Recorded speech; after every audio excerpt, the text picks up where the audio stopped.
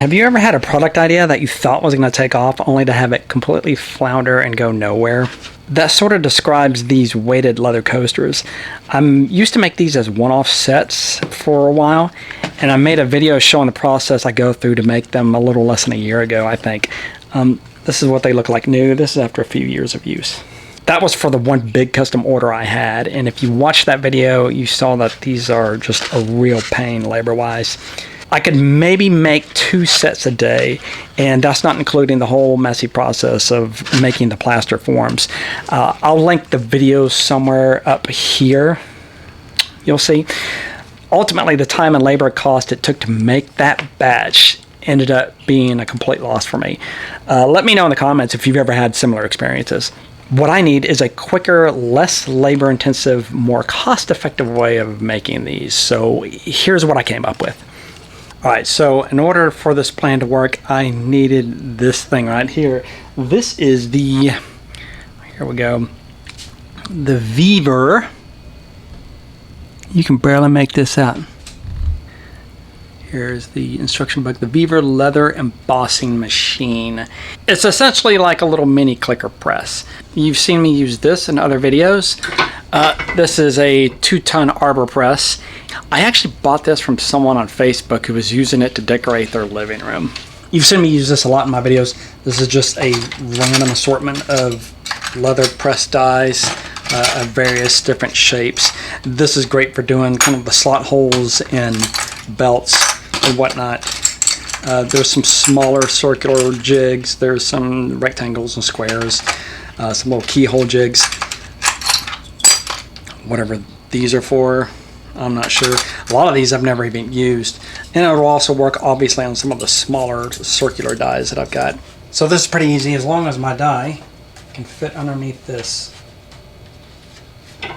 arbor press here. Works just fine. However, the problem is when you get into something like that, then you're out of luck. Steel plates that I've used to increase the range on it, but we're still no go. So enter this. This should give me the capacity to punch out larger diameter holes of that. And I've actually got a set over here. I'll put a link in the description of where I found this set. It's just off Amazon. So make sure to check that out. If that name brand sounds familiar, it's because they are also the ones who market the famous $400 mini lathe. This is the one I picked up off eBay a little while back to add to my shop. That's appeared in a recent video of mine. And as a service to my fellow leather workers out there, let me just run down real quick how you use this machine and some of its features. It works great, but the instruction manual that comes with it isn't super helpful. Yeah, it does have a couple of little quirks to it. So let me just show you those real quick. So quick demo to use. I'm just going to take some scrap leather here from a previous project, and you can just keep positioning it. Super easy. According to the website, this is able to put down, what, 3,000, almost 3,300 pounds of pressure? How about multiple dies?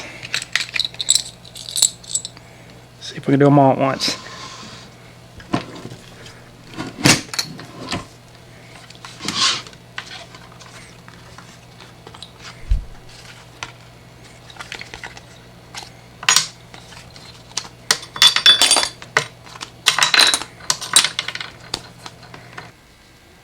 About 4 millimeters.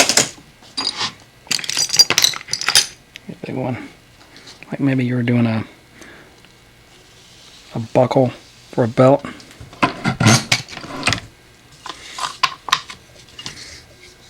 Nice and clean. Okay, so the important thing to know is that the stroke or the throw on this is only about 12 millimeters. Like, that's actually how far this plate moves down. And that's dictated by these cams here.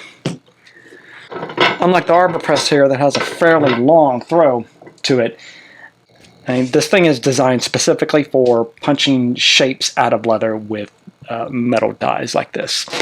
So you can adjust. It does come with a big wrench here that you can use to adjust the height.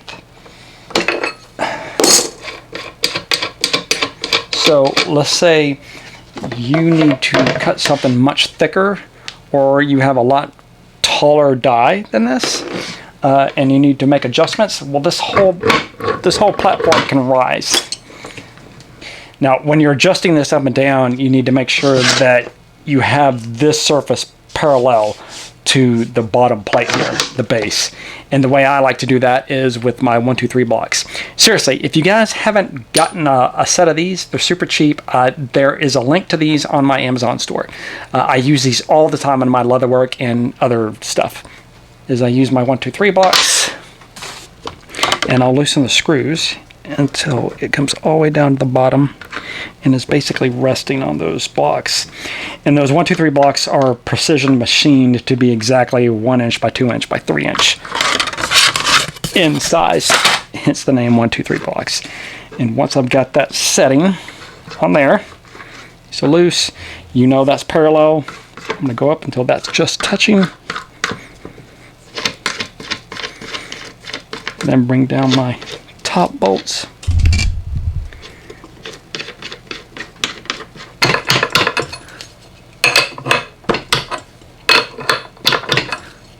Lock it down.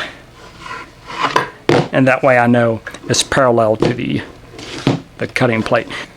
And then, of course, you would just lock them down.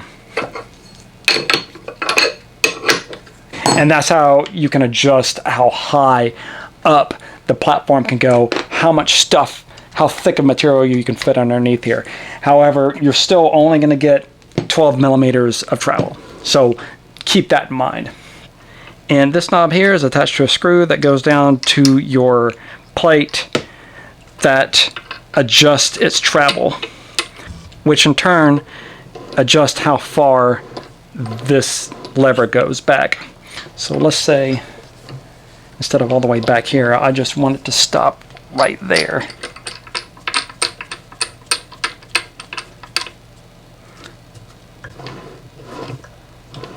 And there you go. It stays like that. Of course, that will limit the amount of travel that you have.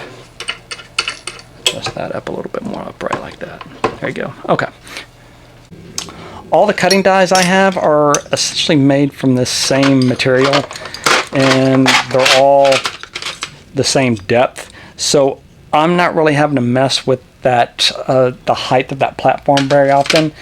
Alternately, instead of having to unbolt these bolts and raise the platform up and down to accommodate for those different sizes, instead you can just raise the whole platform up to a specific height that works for all of your dies, and then just stick some plywood sheets underneath your cutting board here.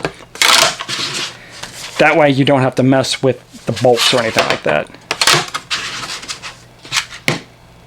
That way you're not having to unbolt the bolts, raise the whole thing up, then making sure that the whole thing is level again. You can just do that once for one depth, and then, you know, when you need to switch to a die that's either shallower or deeper, you just adjust the number of plywood sheets that you have underneath your cutting board. So the last thing that's not mentioned anywhere in the manual is this little aperture here, which is perfect for taking either a stamp or, let's say, a manual punch like this, dropping it in, and then we can tighten it.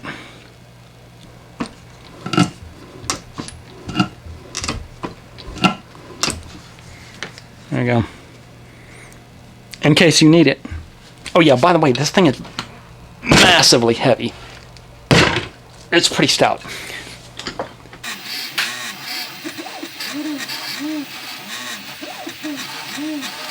Okay, so instead of the plaster cast that I have to mold and then seal up with rubber compound to waterproof it, I'm going to go with this that I 3D printed. But I still need them to be weighted down some. They're too light. So, my solution was something super cheap, which is pennies. I had originally thought of using washers for this, but after pricing them out at the hardware store, I realized that it was actually cheaper to sacrifice actual money. Okay. This is just some chrome tan I've got from a leftover project.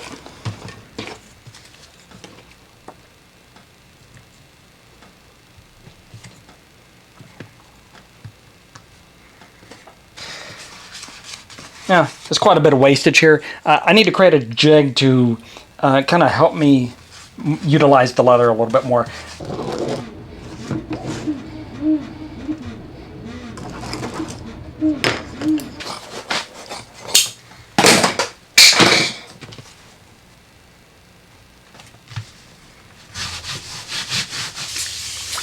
Just going to wet it down. The edges. And while the glue is still wet like this, those forms will move around a little bit. They do have a little bit of movement in there. So I just need to get it approximate.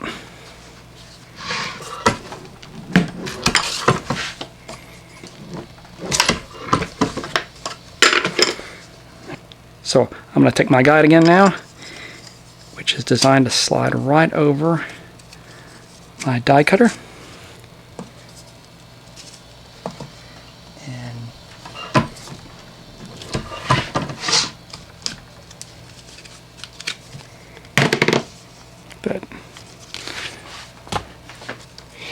And you might think, well, why don't you just do it all at the same time? Well, I tried that and there was some alignment issues.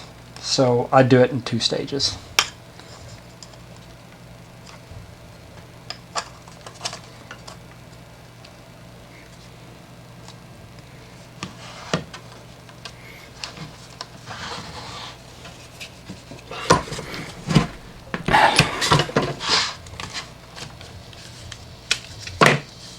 Cool.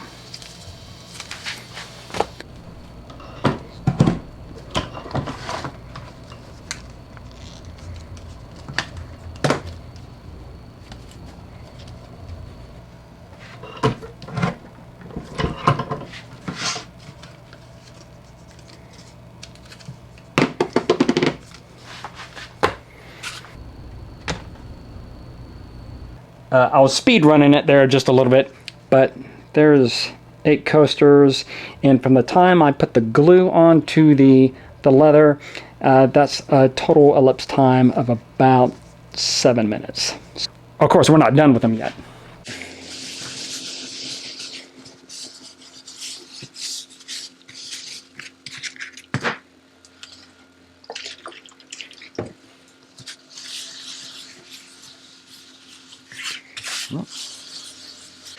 These literally are still wet.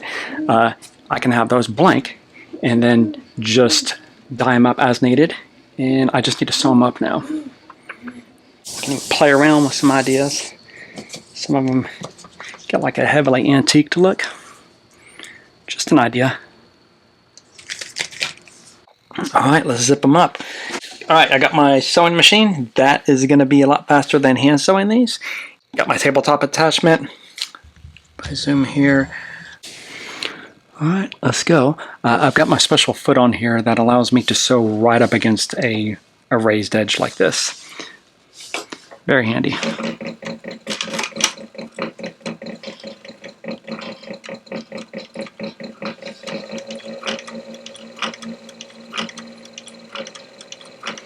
You know, sewing with a machine is an art and a skill all in itself. You can't just jump onto one and hit the pedal and get a good stitch. It takes some practice itself. Is it as good as a saddle stitch? No.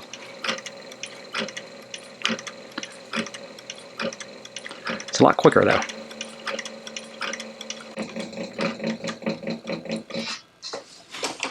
Put that last stitch right through the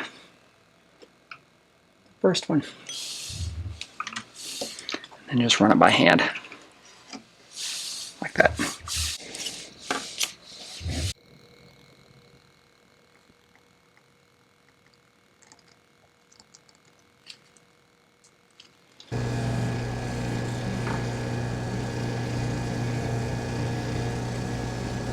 Okay, there you go. I was able to get these 5 sets of coasters done in the same amount of time it would have taken me to make one of these. So, super cool. And now I've got these, and as soon as someone wants one or orders one, I can then mock up some designs and throw them onto my laser and then engrave like some, you know, someone's names, monograms, a restaurant name. Might make that a different video, but just in case it gets cut from the earlier footage I filmed, thanks again to Vevor for sending me out one of their leather cutter machines to try out. It worked great, and yeah, so you'll probably be seeing that in future videos. If you enjoyed the video, make sure to leave a comment, leave a thumbs up, and maybe even subscribe. It really helps out my channel when you guys do that. So thanks again, and I'll see you in the next one.